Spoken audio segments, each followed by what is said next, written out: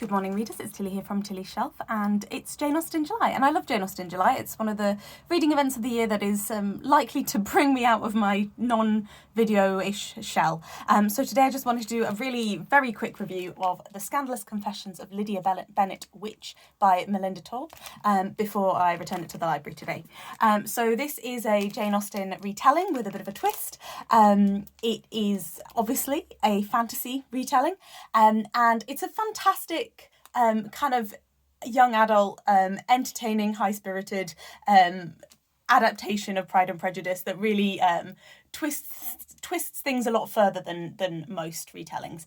So we've seen fantasy retellings of Jane Austen works before, so things like Heartstone, which is Pride and Prejudice with dragons. That's quite fun. Or the classics Pride and Prejudice and Zombies, which is not quite as good.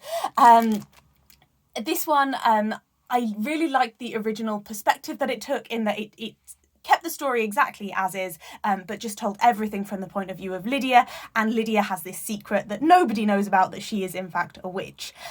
Obviously, Lydia's story is one of the kind of interesting half-hidden tales that we get in the original, in that she disappears for quite a long time. She's in Brighton, nobody knows what she's up to, and then, you know, all hell breaks loose.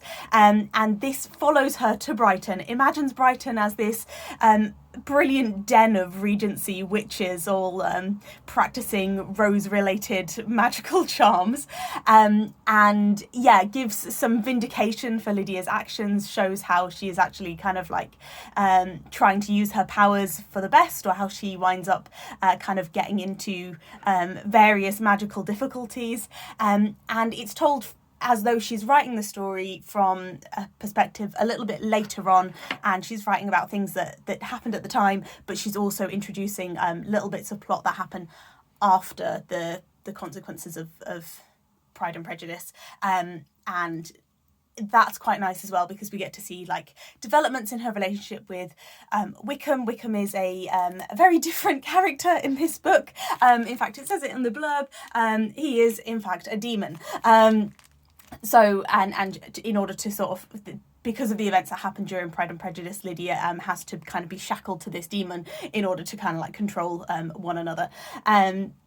So she doesn't have that control over, the elopement doesn't come into place in the same way as it does in the original.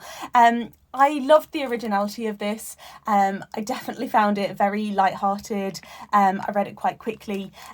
Like most retellings, it's not high literature, it's not like fantastic quality writing or anything, but it is just fun, and it rewards you for being a lover of Jane Austen. In particular, it occasionally draws in characters from the other stories, which I always like when retellings kind of do that and create this idea of a Jane Austen universe. I would say one thing that bothered me was they got the name wrong on a character that they moved across. They got the first name wrong, and I was like, I know that's that character, but I know that that's not her name. So yeah, just check your facts if you're going to do a Jane Austen retelling. One character that they particularly drew on was Miss Lamb from Sanditon. So if you haven't read Sanditon, Miss Lamb is a character that is coming across from the West Indies. There's a lot of speculation about this young woman who is presented to be of mixed race, and she's coming to stay in this seaside town for health reasons. And Melinda Taub basically has that character arrive in Sanditon, doesn't really like it, so she moves across to Brighton so she can be there at the same time as Lydia. As a way of bringing those two characters together, it does work quite well. It seems like Melinda Taub found that character to be really, really interesting, and spent quite a lot of time kind of exploring that character in a way that was a bit of a tangent from the plot of this book. But it did kind of provoke my interest a little bit more in this character, and she's got some resources in the back of the book talking about like how she drew on factual representations or factual accounts that we have of young women of colour in Regency England, and because of the portrayal in this book, I've decided that for my contemporary work I'm going to read The Woman of Colour, which is an anonymous epistolary novel thought to have been written by a woman from the West Indies or by an abolitionist.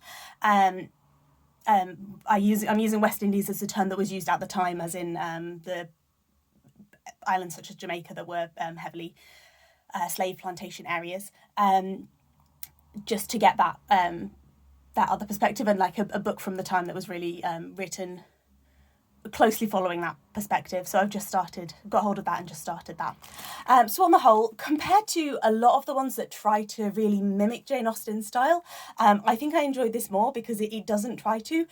There's like occasional attempts to mimic the way that Lydia speaks in the book, but that doesn't go down too badly. And yeah, I just enjoyed how fresh it was compared to a lot of the kind of more staid and serious retellings that we can see. So that's a recommendation from me for Jane Austen July. I was very lucky to just come across this completely by accident in the library. I was like, oh, that says Lydia Bennet on the cover. Let me pick that up. So yeah, let me know if you've read it and what you thought and whether you also enjoyed it. And happy Jane Austen July. Take care.